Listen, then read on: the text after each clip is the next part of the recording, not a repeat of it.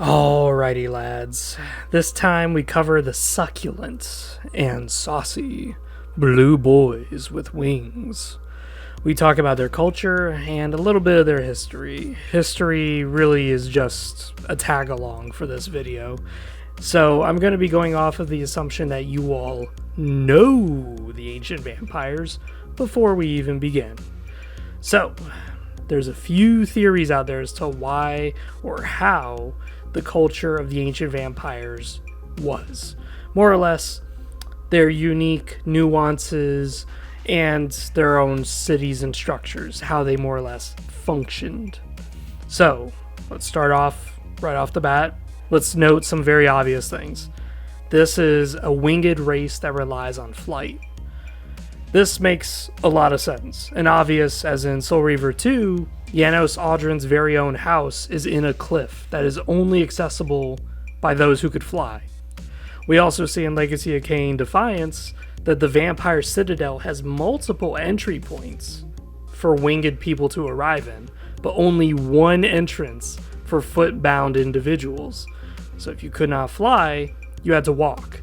And if you walked in, you had to use teleporters to get around the Citadel. So, what do we get? We get a more avian culture, as we see most of their structures tend to be rounded, almost circular, hinting towards kind of like a nest, like birds. Throughout their structures, we also see that in their culture, they never made really any sort of armor or protection.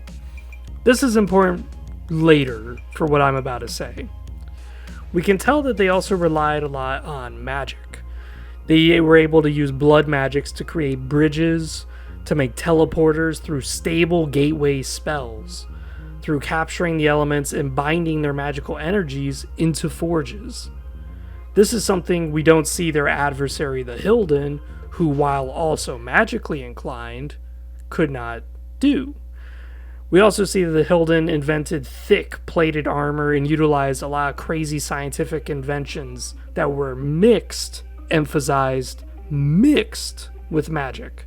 This is very different than the vampires, the vampires had magical trappings, but they never had technologies that were mixed with magic.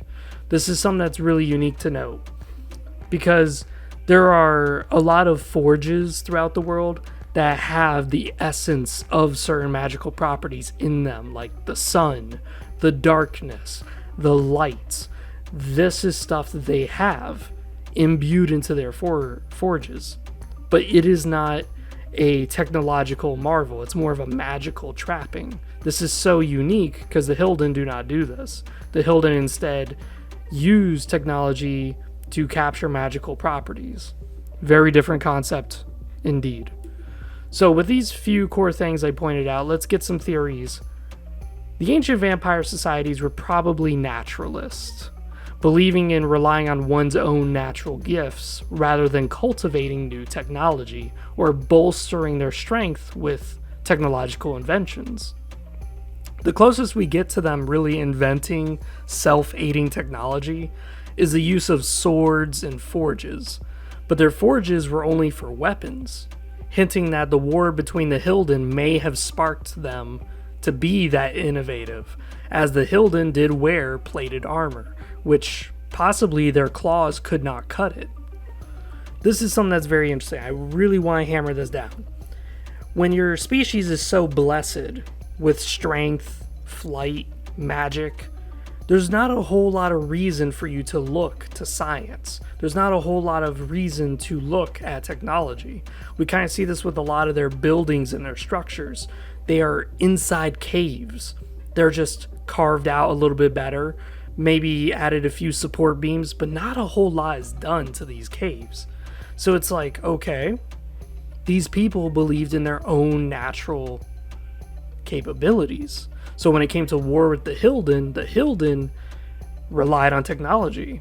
So here it is, they're clawing through some of the Hilden's armor, but not all of them. So they try to make it easier by copying the development of swords, spears, all sorts of inventions. It is stated by Janos Audron that they were equal species, but in different ways. This is one of the ways I believe, is that the vampires were much more magically powerful and much more naturally gifted for the likes of flight technology, the likes of teleportation with pure magical essences. But the Hilden were more better off with raw inventions like those that humanity uses. Building a fortress, building armor, building weapons. So, the next aspect about their society that's very, very, very important for us to talk about is their deep belief in God, aka the Elder God. They developed pools that allowed them to communicate with their God inside their citadel. By worshiping this God who has this cycle of death, they valued life and death above all else. It's odd, I know, but look at it.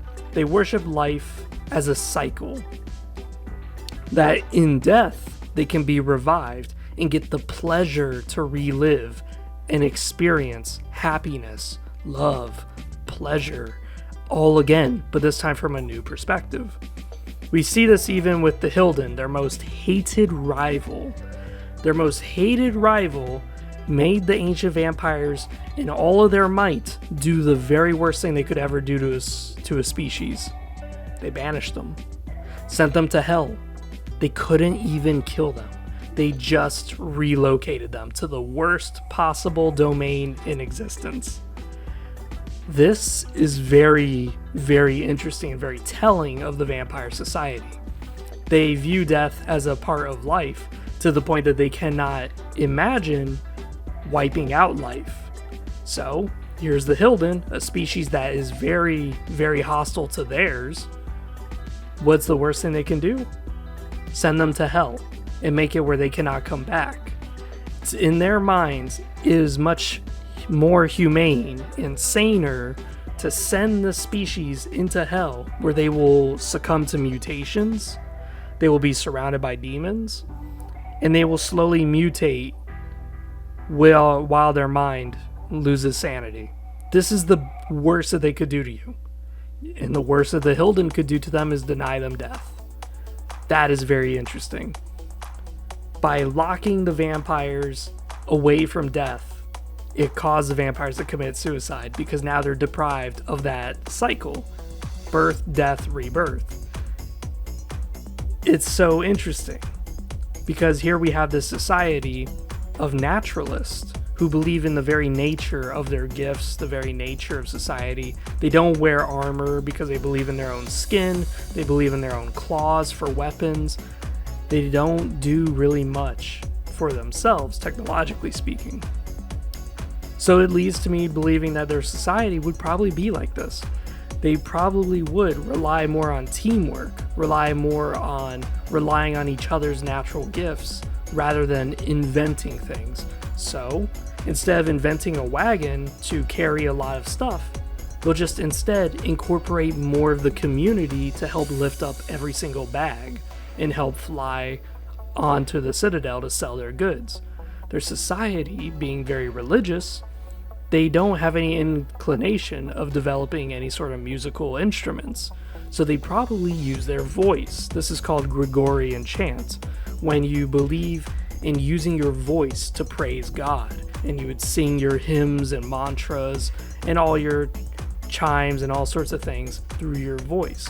Again, very naturalist society. They would believe in their own natural stuff, their own natural gifts. This is ultimately the ancient vampires and their society. So, while you guys may say, wow, this video is a little cut short, it's really just all we had to go on. Most of their society was in caves or in cliffs, and they were all accessible by air, but only one route on land, on foot. And what we do see of them through their murals and their depictions, they don't really wear armor. None of their photos do they wear armor. The Hilden will wear armor. But the ancient vampires, even Janos Audron, nowhere do they have armories, nowhere do they have armor depots. They probably just used weapons once and then discarded them. They really did not seem to have much stock in materials. They had more stock in magic and more stock in their own natural affinities for things. I hope you guys enjoyed, and I hope you guys can comment down below what you guys think. You guys may say, hey, for your 700, I totally disagree, because blah, blah, blah, blah, blah. But In the end, you guys may say this all makes sense now. This makes sense why the vampires don't have any relics laying around, why the Soul Reaver, the sword, is so instrumental in their society, as it was the sword, the ultimate weapon in their case. Whereas the Hilden, the ultimate weapon they had was like this giant mechanical, slightly biological beast. And it's like, now it's all making sense. A naturalist society versus a materialist society. Besides that, see you guys next time.